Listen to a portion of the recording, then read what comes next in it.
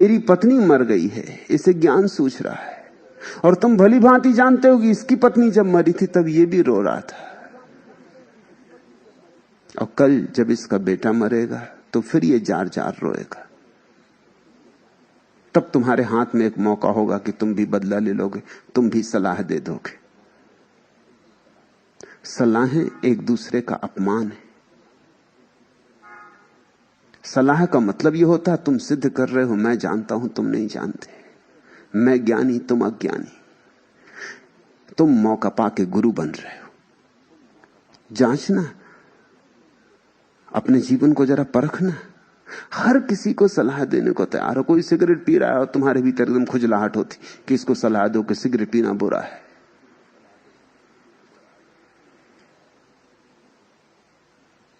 और तुम पान चबा रहे हो।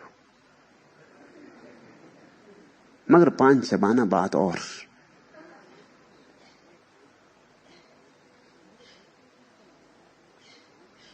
लेकिन तुम सलाह देने का मौका नहीं छोड़ोगे। तुम्हारे बाप ने तुम्हें सलाह दी थी और तुमने एक ना मानी, और वे ही सलाहें तुम अपने बेटों को पिला रहे हो, वे भी नहीं मानेंगे। तुमने नहीं मानी थी। कौन मानता है सलाह? क्यों सलाहें नहीं मानी जाती? कारण है, देने वाला अहंकार का मजा लेता है, लेने वाले के अहंकार को चोट लगती। तुम्हारे घर बेटे बेटियां पैदा हो जाती, तुम बड़े खुश होते। तुमको ये असहाय प्राणी मिल गए जिनको अब तुम जैसा चाहो बनाओ, जहां चाहो भेजो, जो आज्ञा दो इन्हें मानना ही पड़े। मनोवैज्ञानिक कहते हैं कि बच्चों के साथ सदियों में जो अत्याचार हुआ है वैसा अत्याचार किसी के साथ कभी नहीं हुआ। गुलाम से गुलाम भी इतना गुलाम नहीं होता जितने बच्चे तुम्हारे गुलाम हो जाते, क्योंकि असहाय हैं, तुम पर निर्भर हैं, जी नहीं सकते तुम्हारे बिना। एक छोटा सा बच्चा है, दूध नहीं मिले, सेवा नहीं मिले, सुरक्षा नहीं मिले, मर ही जाएगा, जी ही नहीं सकता। उसका जीवन दांव पर लगा है। तुम इस मौके को नहीं चूकते, तुम इस मौके का पूरा फायदा उठा लेते हो, पूरे से ज्यादा फायदा उठा लेते हो। हालांकि तुम कहते यही हो कि मुझे तुमसे प्रेम है, इसलिए ऐसा कर रहा हूं, लेकिन अगर बहुत छानबीन करोगे, थोड़े सजग होगे तो पाओगे अहंकार का रस ले रहे हो।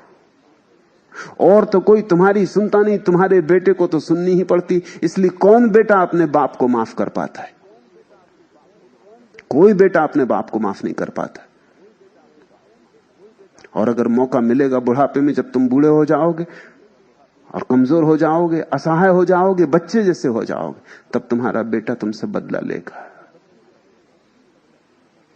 तब छोटी छोटी बातों में तुम दुत्कारे जाओगे, और तब तुम तड़फोगे और तुम कहोगे मैंने ऐसा क्या पाप किया, मैंने तुझे बड़ा किया, मैंने अपना जीवन तेरे ऊपर लगाया, निछावर किया, और तू मुझसे बदला ले रहा है। ये कैसी अकृतज्ञता? नहीं, लेकिन तुम जांच करना, गौर करना। तुमने अपने अहंकार को खूब उछाला होगा। इस बेटे में पड़े घाव अब तक हरे। बच्चों के साथ हम बड़ा अमानवीय व्यवहार करते,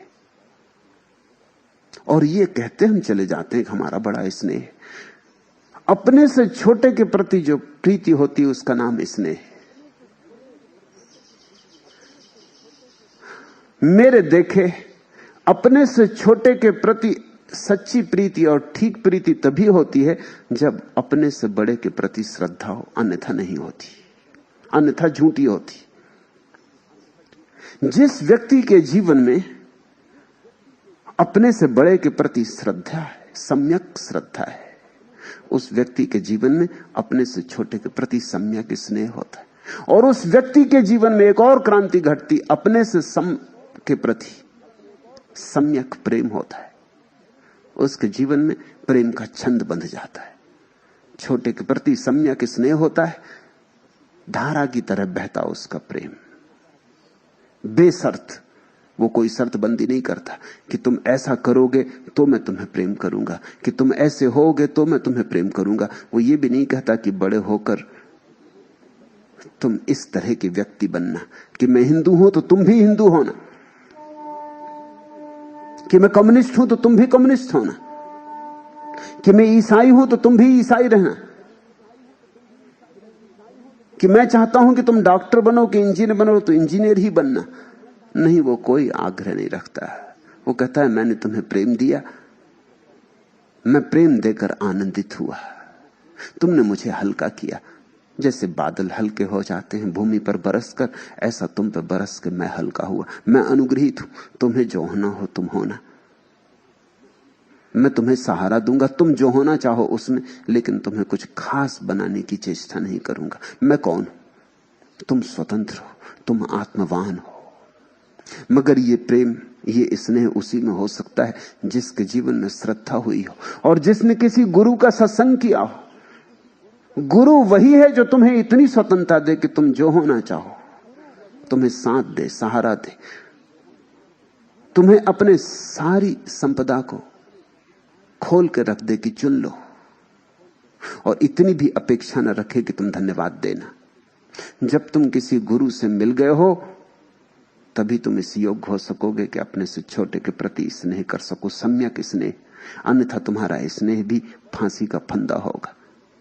और जब तुम अपने से बड़े के प्रति श्रद्धा कर सको और अपने से छोटे के प्रति स्नेह कर सको तो दोनों के मध्य में प्रेम की घटना घटती, अन्यथा नहीं घटती। तभी तुम अपनी पत्नी को प्रेम कर सकोगे, अपने पति को प्रेम कर सकोगे। उस प्रेम में बड़े फूल खिलेंगे, बड़ी सुगंध होगी, उस प्रेम में बड़े संगीत का जन्म होगा। ये प्रीति की तीन साधारण स्थितियां हैं, और जब ये तीनों सम्यक हो जाती हैं, जब इन तीनों के तार मिल जाते हैं, जब ये तीनों छंदोबद्ध हो जाती, तब चौथी अवस्था, परम अवस्था पैदा होती, उसका नाम भक्ति। अथा तो भक्ति जिज्ञासा। जिसने स्नेह किया हो, जिसने प्रेम किया हो, जिसने श्रद्धा की हो, और जिसके तीनों के तार मिल गए हो, और तीनों के माध्यम से जिसके भीतर एक अपूर्व आनंद की आभा जगी हो, वही व्यक्ति भक्ति करने में कुशल हो सकता है। भक्ति प्रीति की पराकाष्ठा है। भक्ति का अर्थ है सर्वात्मा से प्रीति। छोटे से कर ली, समान से कर ली, बड़े से कर ली, अब सर्वात्मा से, अब परमेश्वर से। परमेश्वर कोई व्यक्ति नहीं है, ख्याल रखना बार बार।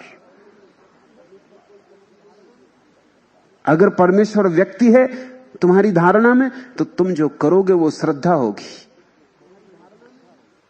फिर श्रद्धा में और भक्ति में कोई फर्क ना रह जाएगा। फिर तो परमेश्वर भी एक व्यक्ति हो गया, जैसे गुरु है, और ऊपर सही, बहुत ऊपर सही, मगर श्रद्धा ही रहेगी। श्रद्धा और भक्ति में भेद है। परमात्मा यानी सर्व। जिस दिन तुम्हारी प्रीति सब दिशाओं में अकारण बहने लगे, अहेतुक, वृक्षों को, पहाड़ों को, पत्थरों को, चांतारों को, दृश्य को, अदृश्य को, ये समस्त को तुम्हारी प्रीति मिलने लगे, तुम इस सारे के प्रेम में पड़ जाओ। तुम्हारे प्रेम पर कोई सीमाएं न रह जाएं। उस दिन भक्ति। ओम अथातो भक्ति जिज्ञासा। अब भक्ति की जिज्ञासा करें।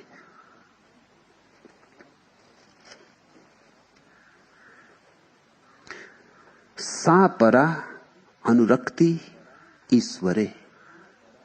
ईश्वर के प्रति संपूर्ण अनुराग का नाम भक्ति। ऐसा हिंदी में जगह जगह अनुवाद किया जाता है। मूल ज्यादा साफ है। अनुवाद कहता है ईश्वर के प्रति संपूर्ण अनुराग का नाम भक्ति है। मूल कहता है सा परा अनुरक्ति। परा,